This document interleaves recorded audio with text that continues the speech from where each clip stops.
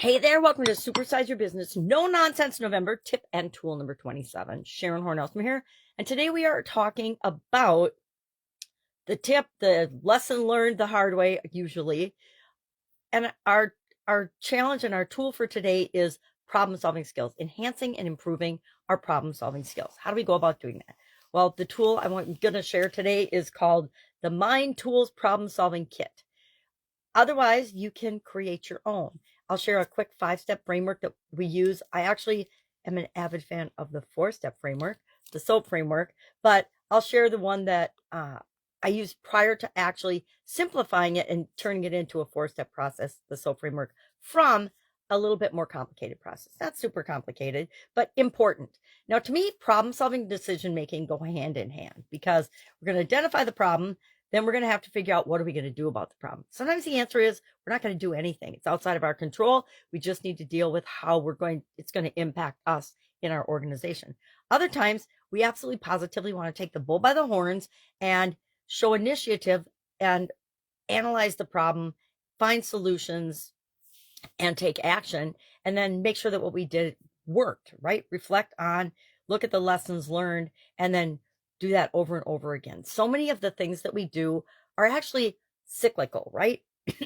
How we grow and build and supersize our business isn't a straight line. It's cyclical. We go back and forth to different steps over and over again as we create the business and the lives that we want.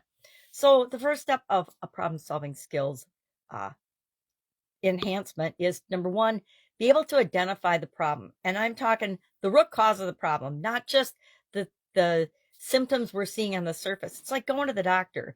You explain to the doctor what your symptoms are, but you don't want him to treat each one of those symptoms. Like when you have a cold, do you get the medicine that treats all the symptoms possible, even though you don't have those? Or do you want the specific ones to target the challenges that you are having?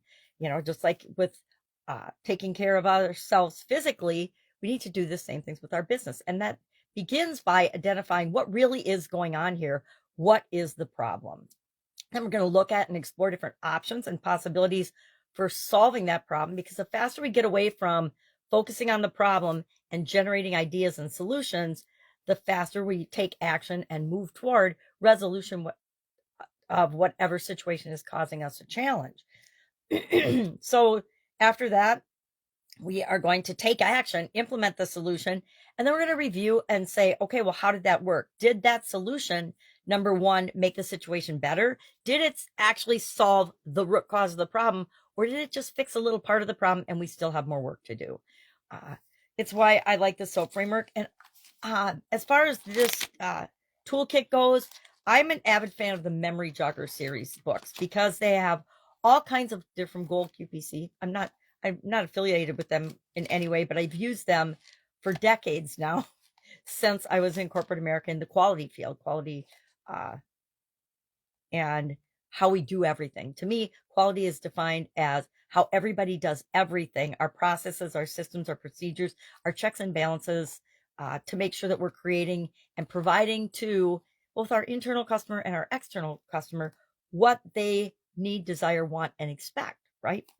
And this, like, I looked up Mind Tools, and mindtools.com is a membership site that you can join. They've got like 3,000 different tools on there, and you can, of course, then use any of those tools.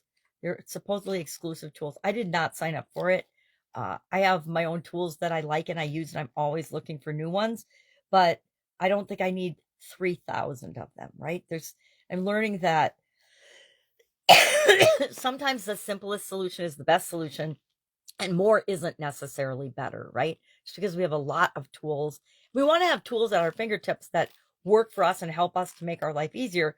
But if I have to go through 3,000 of them, it's like the different apps I've looked at for meditation and mindfulness. You know, if there are 50,000 downloads on there, how am I going to actually really be able to decide and look at what I'm going to look at? And how am I going to know what's going to work best for me? I'm not going to try out 50,000 things. I'm not going to use 3,000 different tools. So what do I really need? I actually am a fan of, if I'm looking for a new tool, I just go online, hit my browser, and ask it a question, and it serves up all kinds of tools that could ever need, want, or use. And so that's my trick for finding a quick and easy solution. Will it always be the best one? No, but is it a quick way to keep moving forward? Yes, and that's what I'm always looking for. Efficiency, effectiveness, and continuous improvement. I would love to know your or one of your favorite problem-solving tools. Share in the comments below so we can learn from one another or see if we're on the same page or not with some of the tools that we like the best. That's it. Have an awesome day. Thanksgiving tomorrow. Super excited. Got to start cooking today. I love to cook. I just don't get to do it often enough. All right. That's it. Have an awesome day. And I'll, of course, be with you tomorrow.